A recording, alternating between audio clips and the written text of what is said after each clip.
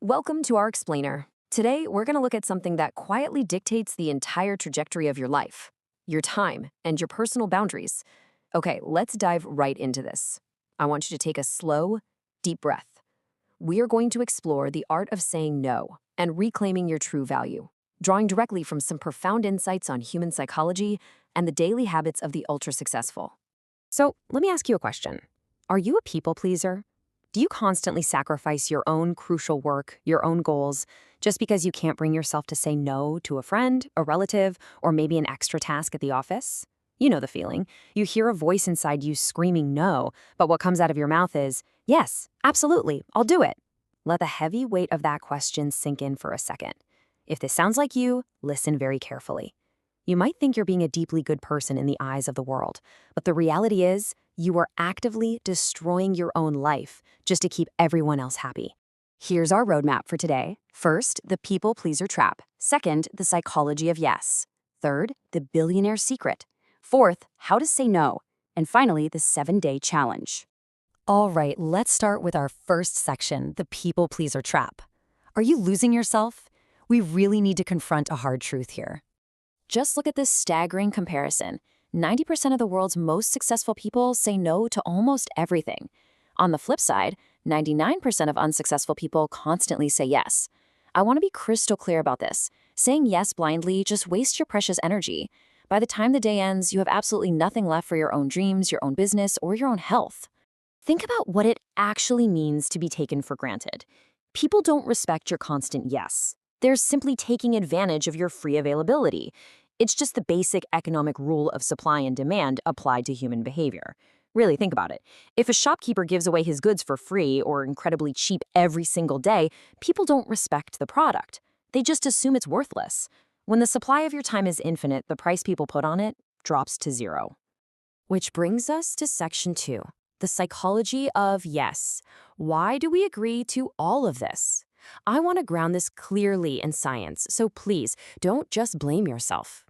You see, it all starts with our ancient ancestors. Thousands of years ago, human beings lived in tribes, out in the jungle.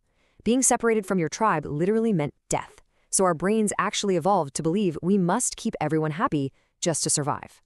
Today, this manifests as a profound fear of rejection by our peers, our friends, our partners, our bosses. And then comes the dreaded 3-hour mental guilt trip. You know exactly the feeling I'm talking about.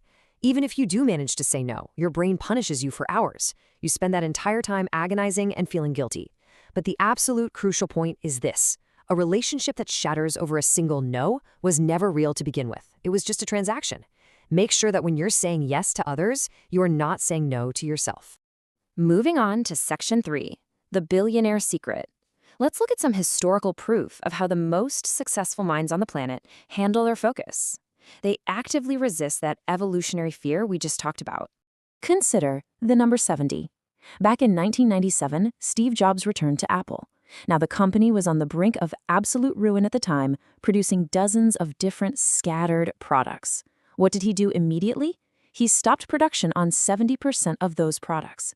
He said no to 70% of what the entire company was doing, choosing to focus on just 4 core products. That single, massive no saved the company. This concept is perfectly captured in his own words. He said, people think focus means saying yes to the thing you've got to focus on, but that's not what it means at all. It means saying no to the 100 other good ideas. Saying no to the 100 other good ideas. And this aligns perfectly with Warren Buffett's rule. You simply cannot say yes to everything when you only have 24 hours in a day. It is mathematically impossible. Every single time you say yes to a useless argument, a party you don't really want to attend, or a distracting phone call, you are automatically saying no to your own career and your own mental peace. Okay, section 4, how to say no, the 3-step strategy. Now, let me reassure you right off the bat, you don't need to become arrogant or aggressive here. You don't have to refuse to help people in actual need. Helping is great, but sacrificing yourself, that's just foolish. So there are 3 powerful, structured steps to achieve this. Step 1 is the transparent no. This means giving a clear, honest answer without making up fake excuses. Simply say, I really want to help, but I have my own responsibilities right now that I just cannot delay. When you're honest, people usually understand. Step 2 is the postponed option. If you do want to help, but you just like the time right now, delay it. Say, I can't do this today, but if it can wait, I will gladly look at it this weekend. And then we have step 3, which is honestly incredibly effective, the 24-hour buffer rule. You have to break the habit of the impulsive yes. When someone brings you a request or an idea, do not answer immediately. Tell them, let me check my schedule and get back to you by this evening. Giving yourself even just a 5-hour buffer gives your brain the quiet, rational space to figure out if this task is genuinely right for you. Finally, section 5, the 7-day challenge. For the next 7 days, whenever someone brings you a request that will distract you from your goals, I challenge you to practice this. Close your eyes, take a deep breath, and confidently say, no. At first, your heart will race. It's going to feel strange. But the moment that word leaves your lips, you will feel a mental freedom you have never experienced before.